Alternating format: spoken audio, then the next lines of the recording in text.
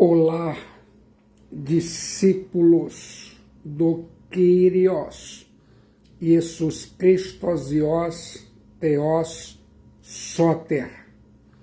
Bem-vindos e bem-vindas à Igreja Batista Memorial da Ilha do Governador. Somos uma igreja online para você se conectar no pleno conhecimento da Escritura Sagrada, a Palavra de Deus que estamos compartilhando. E ainda mais, somos uma igreja lar. Estamos mais próximos do que você imagina. É só se conectar pelo computador ou celular. E aqui agora eu quero que você se sinta muito bem à vontade para ouvir a palavra de Deus, e Deus quer falar com você.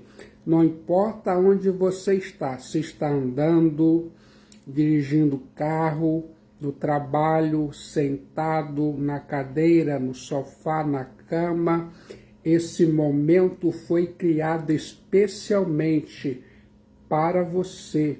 Quero que se lembre disso. Deus se importa com você, Deus quer falar com você, Deus quer te conduzir a uma jornada cristã super abundante. Aqui agora eu vou compartilhar para você que está conectado, me ouvindo, a parte 9 e final das mensagens bíblicas na carta que escreveu o apóstolo Paulo a Titos, doutrina e vida, binômio inseparável. Fique atento no significado, os elementos da nossa salvação, continuação final. Abra sua Bíblia em Titos, capítulo 3, versículo 4 a 15. O apóstolo Paulo faz uma transição acerca do que devemos fazer para aquilo que Deus fez por nós. O apóstolo Paulo agora fala de forma clara sobre os elementos da nossa salvação. Você ouviu em primeiro lugar, na mensagem anterior, a necessidade da salvação. Agora, em segundo lugar, fique atento na origem da soterion, salvação. Titos, capítulo 3, versículo 4. Quando, porém, se manifestou a benignidade de Theos, nosso Soter, e o seu amor para com todos. Titos 3:4. A iniciativa da salvação soterion foi de Deus. A salvação é obra de Deus, do começo ao fim. A salvação tem sua gênese não em nosso coração, mas no coração amoroso de Deus. A benignidade e o amor de Deus são a fonte e a origem da nossa salvação.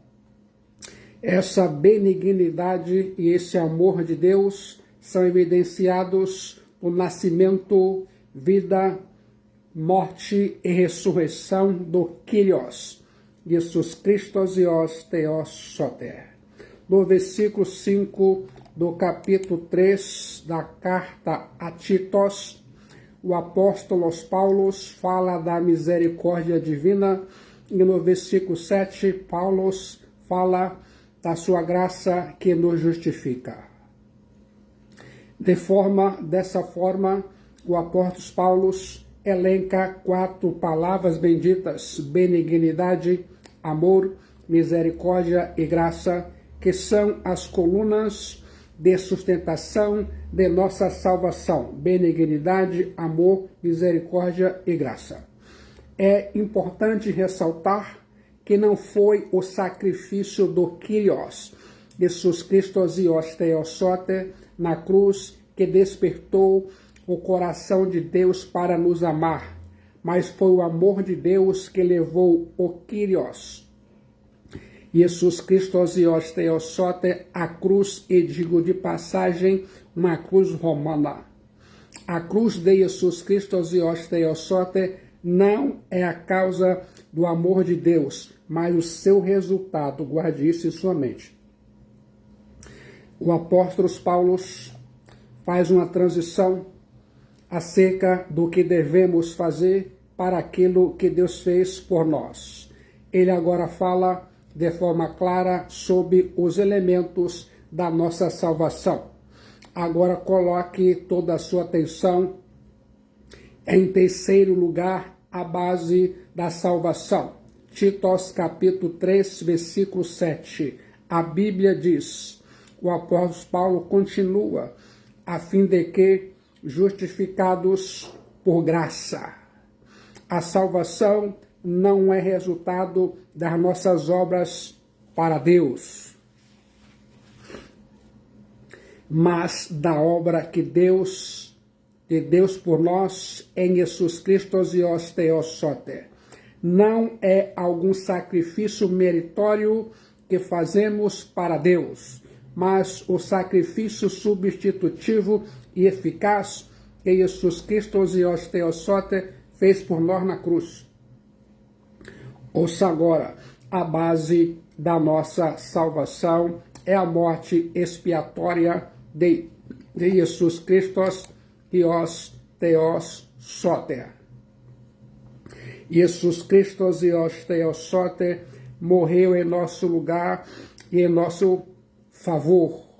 Jesus Cristo Zios Theosote pagou a nossa dívida e satisfez as demandas da lei e da justiça de Deus por nós. Ele, Jesus Cristo Zios Theosote, morreu a nossa morte e por seu sacrifício vicário, Deus nos declara justos. A base da nossa justificação não são os atos de justiça praticados por nós.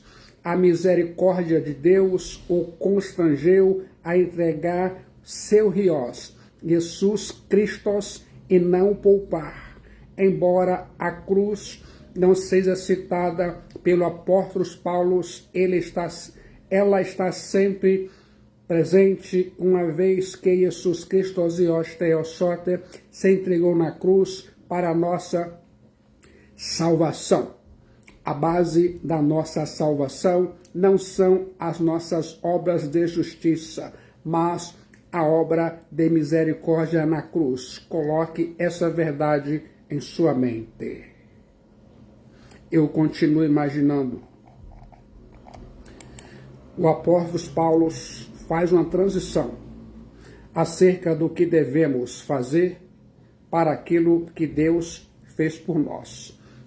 Paulo, agora fala de forma clara sobre os elementos da nossa salvação. Em quarto lugar, o meio da nossa salvação.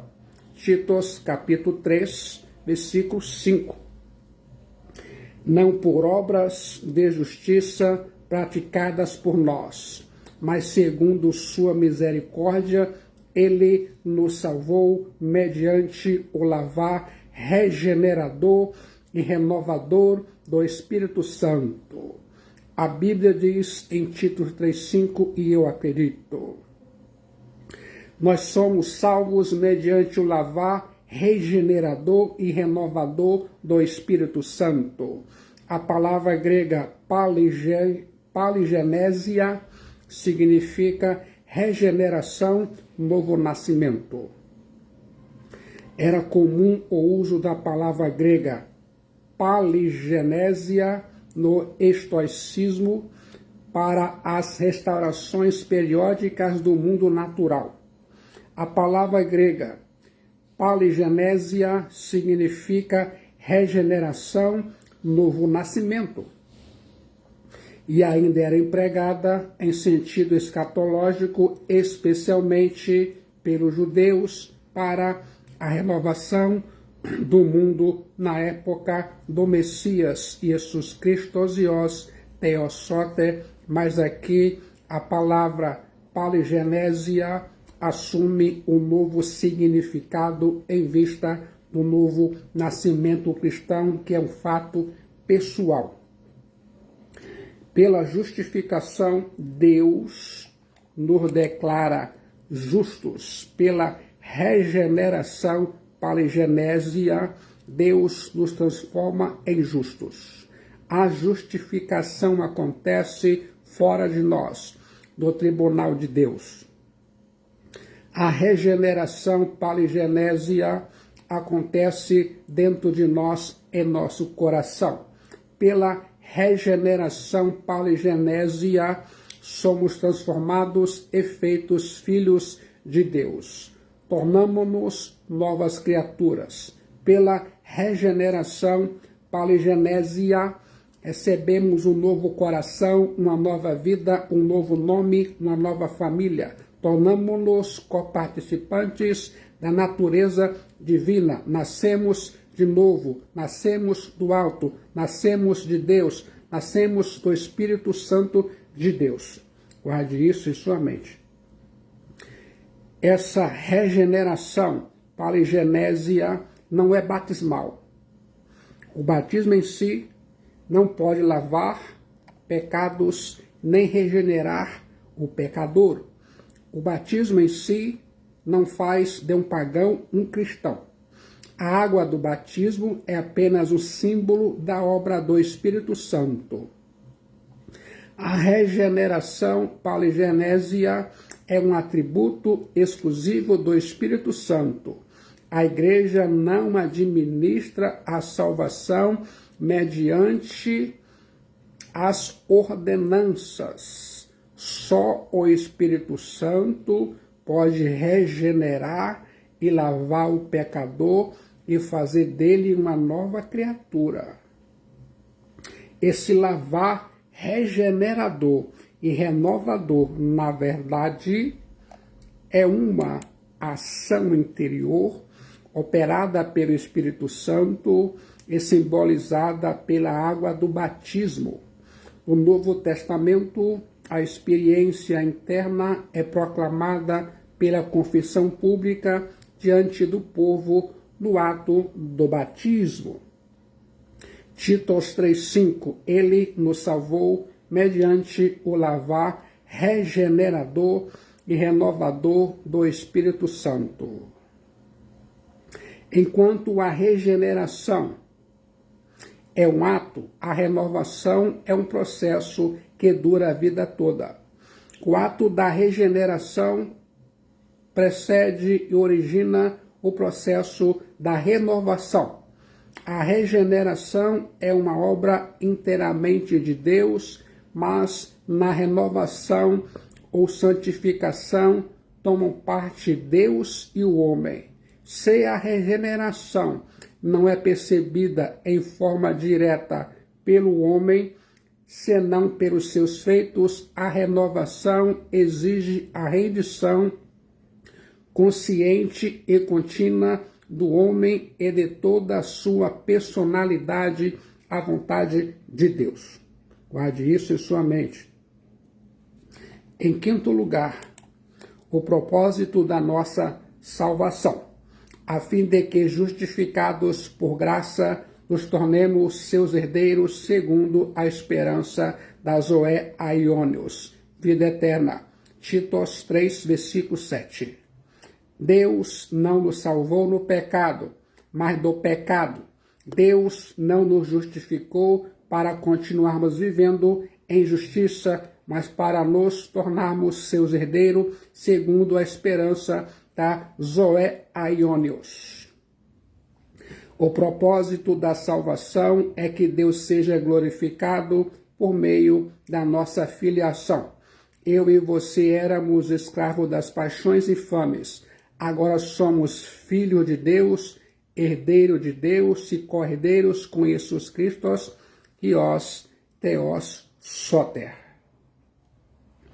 Eu continuo pensando, eu e você estávamos mortos, agora recebemos o dom da Zoé Aionios.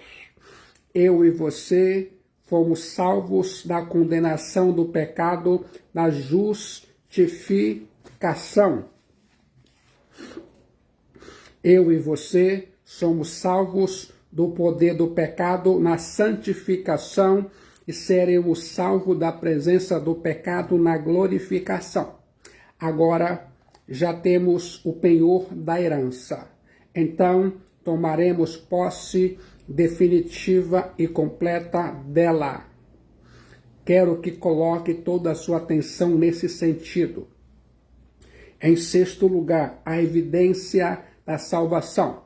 Fiel é esta palavra, e quero que no tocante a estas coisas faças afirmação confiadamente, para que os que têm crido em Deus sejam solícitos na prática de boas obras. Estas coisas são excelentes e proveitosas aos antropós.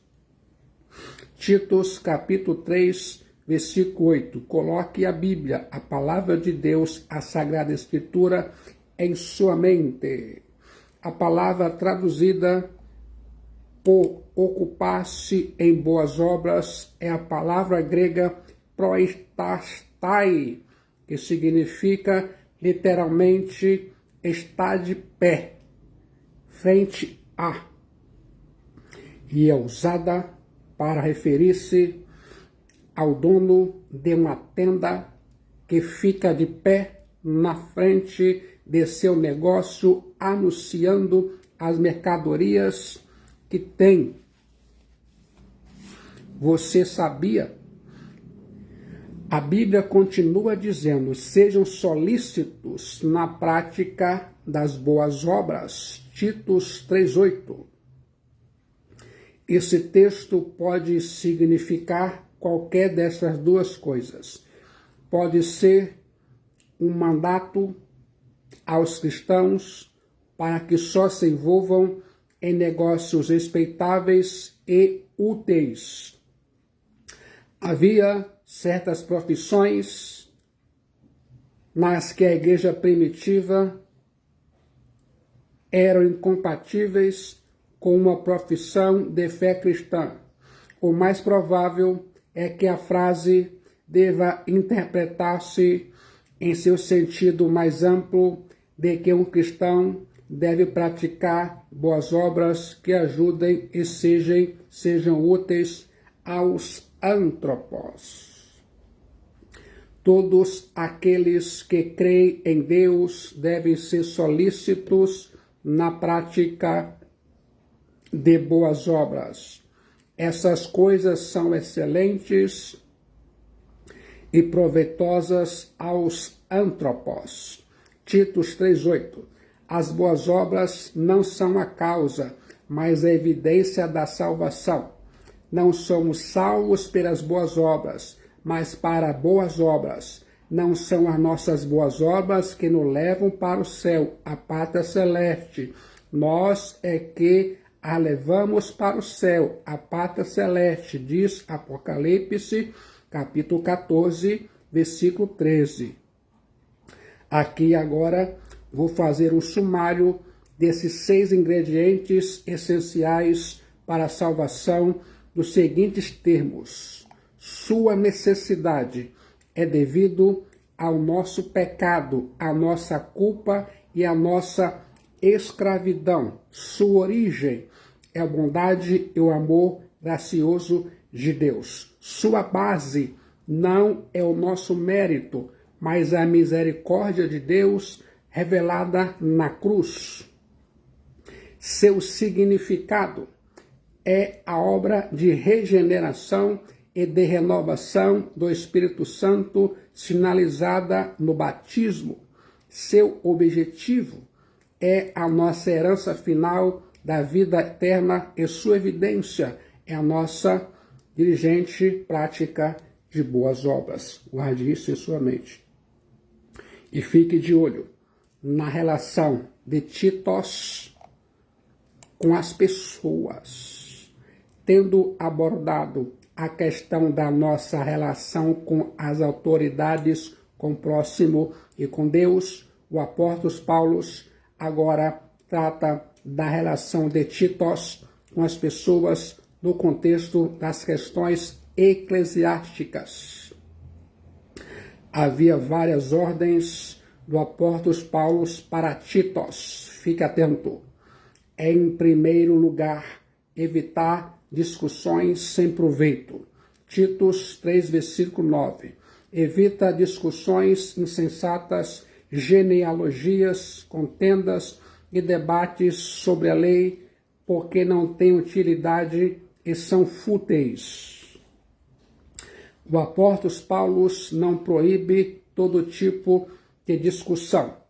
Eu e você precisamos batalhar pela fé evangélica que foi entregue aos santos e reprovar toda a distorção da verdade. A apologética é uma real necessidade. Eu e você precisamos combater a heresia, defender a sã doutrina. O apóstolo Paulo, porém, condena a discussão fútil, sem proveito, sem implicações práticas na vida espiritual. Eu e você não podemos perder o foco, desviando-nos da obra para gastarmos nossa energia com conversas inúteis. Fique de olho na relação de Titos com as pessoas, tendo abordado a questão da nossa relação com as autoridades, com o próximo e com Deus. O apóstolo Paulo agora trata da relação de Titos com as pessoas no contexto das questões eclesiásticas. Havia várias ordens do apóstolo Paulo para Titos. Em segundo lugar, disciplinar as pessoas facciosas. Evita o homem faccioso, depois de admoestá-lo primeira e segunda vez. Titos 3,10. Pois sabes que tal pessoa está pervertida e vive pecando e para si mesma está condenada. Titos 3,11. A Bíblia diz, eu acredito. Desse termo faccioso, airéticos, deriva nossas palavras herege, herético, sectário. O substantivo subjacente tem o sentido de escola, um grupo de pessoas. Depois, negativamente, partido, seita. Quem escolhe arbitrária e autocraticamente algo especial para si, do topo da verdade, e arrasta discípulos atrás de si, é um sectário. E um grupo ou igreja assim separados são uma seita. Titos deveria evitar pessoas que gostavam de criar partidos dentro da igreja em Creta e semear a cisânia da heresia e da discórdia. Nada machuca mais a igreja do que aqueles que se apartam da verdade apostólica, da sã doutrina, e vivem criando mal-estar, ferindo a comunhão, falando mal das pessoas, caluniando e maculando sua honra. A palavra grega airéticos, traduzida por faccioso, é muito sugestiva. O verbo grego airen significa eleger, e a palavra grega airesis significa partido, escola ou seita.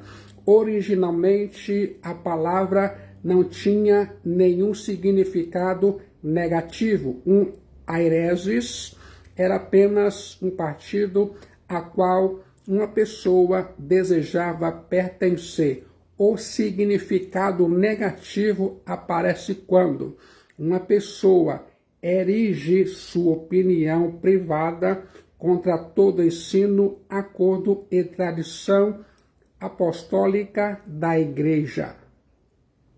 Um herege é simplesmente uma pessoa que decidiu que está certa e que todos os demais estão equivocados. O herege é a pessoa que transforma as próprias ideias na prova e na medida de toda a verdade. O que perturbava as igrejas da ilha de Creta era a tendência de os falsos mestres formarem grupos dissidentes, dividindo assim o corpo de Cristo Jesus, a igreja. O erro dessas pessoas estava ligado tanto à doutrina quanto à ética, tanto à teologia quanto à vida. O apóstolo Paulo diz que devemos ter limites em nossa relação com as pessoas facciosas. Titos 3, 10 e 11. Depois de admoestar essas pessoas uma primeira e segunda vez, em caso de contumaz obstinação, a igreja precisa discipliná-las, excluí-las da comunhão. Nada pode ser feito com um homem ou uma mulher que deliberadamente persiste em dividir a união da igreja. É necessário ministrar disciplina em 3 estágios a tal pessoa, começando com 2 claras advertências. Somente então, depois disso, se a pessoa não se arrepender, recusando a oportunidade de ser perdoada e de ser restaurada, é que ela deve ser rejeitada, excluída da filiação da igreja. Você sabia? Havia várias ordens do apóstolo Paulo para Titos. Em terceiro lugar, encontrar-se com Paulo em Nicópolis. Quando te enviar Ártemas ou Tíquico, apressa-te a vir até Nicópolis, ao meu encontro. Estou resolvido a passar o inverno ali. Titos 3,12. O apóstolo Paulo estava fazendo uma troca de obreiros, enviando Ártemas ou Tíquico para ocupar o lugar de Titos em Creta.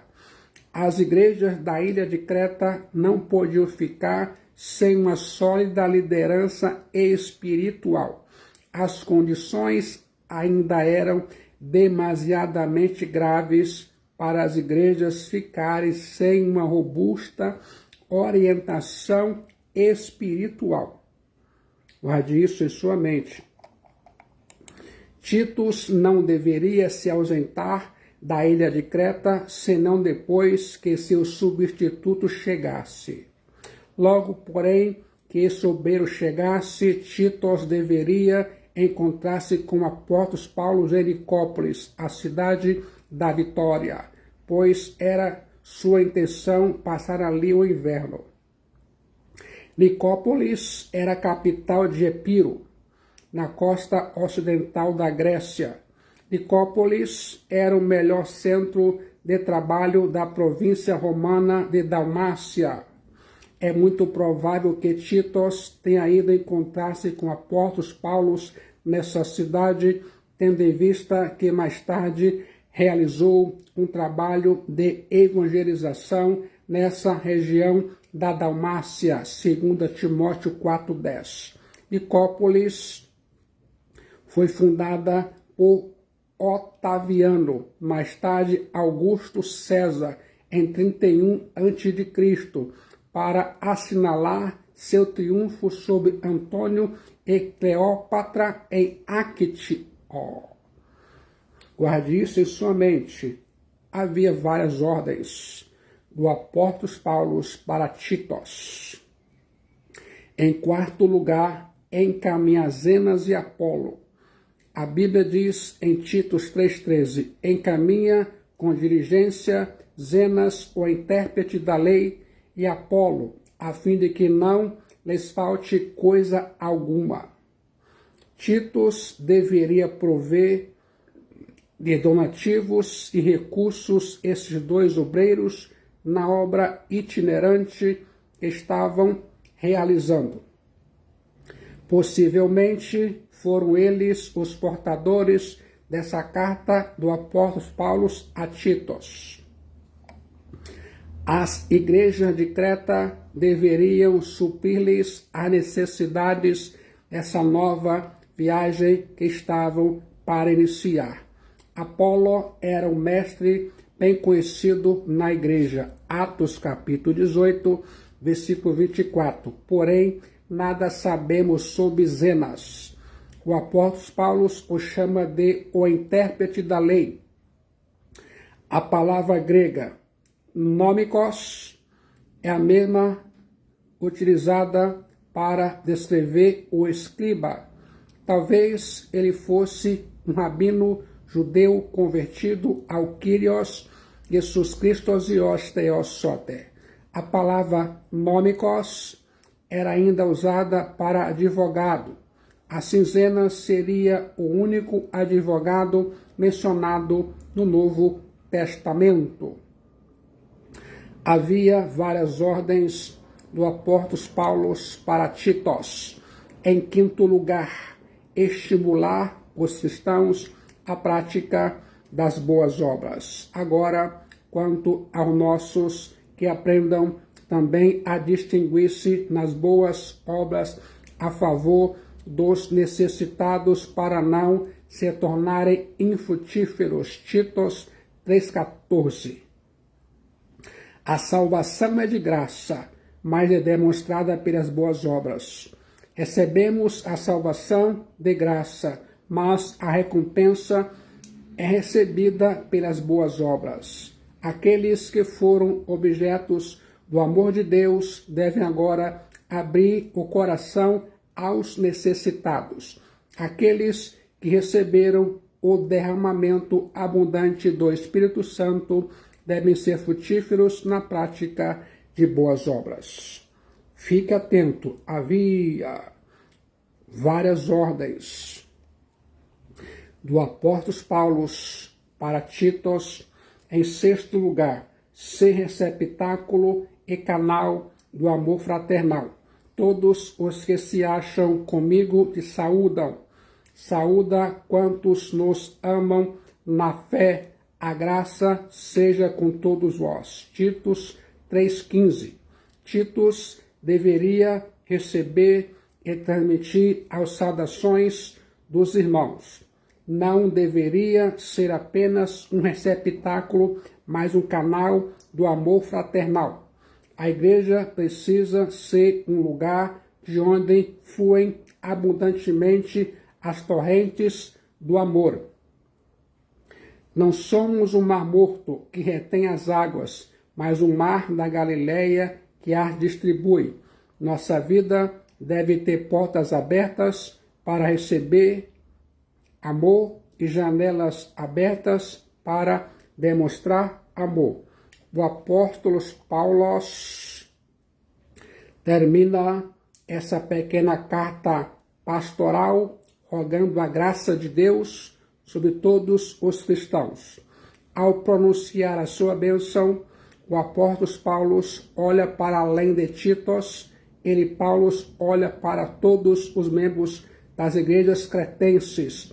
De fato, para todos os que posteriormente leriam a sua carta, inclusive eu e você.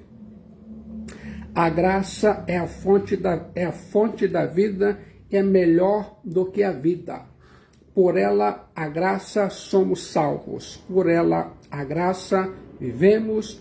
E por ela, a graça, estaremos nos páramos celestiais. Antes de fechar as cortinas, dessa preciosa carta a Titos, é bom voltar os olhos ao passado, atendendo à exortação do apóstolo Paulo em Titos 3:1. Lembra-lhes que se sujeitem aos governantes, às autoridades, sejam obedientes, estejam prontos para toda boa obra. E relembrar algumas outras coisas. Relembre o que devemos fazer. O cristão é cidadão da terra e do céu, a pátria celeste, e precisa ser submisso e obediente. O cristão precisa ser bênção onde vive e não causador de problemas, caluniador ou murmurador. Relembre o que nós fomos. Titos 3:3. Eu e você estávamos mergulhados em densas trevas. Eu e você éramos prisioneiros do diabo, do mundo e da carne.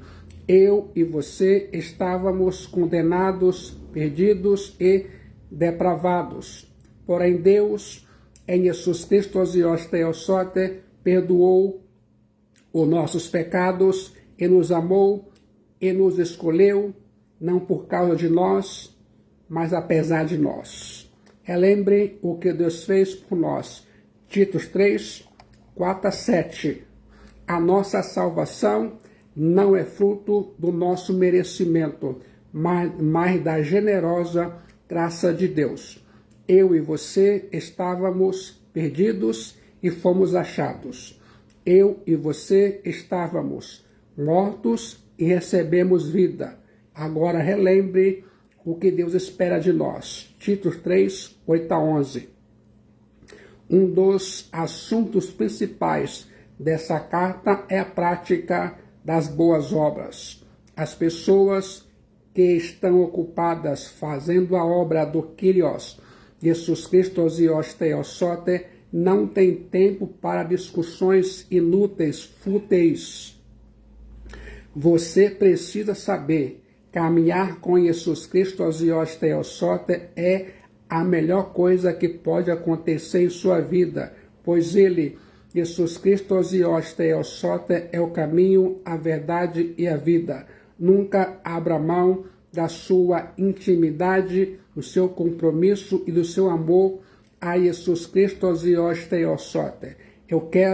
Eu só quero saber de uma coisa.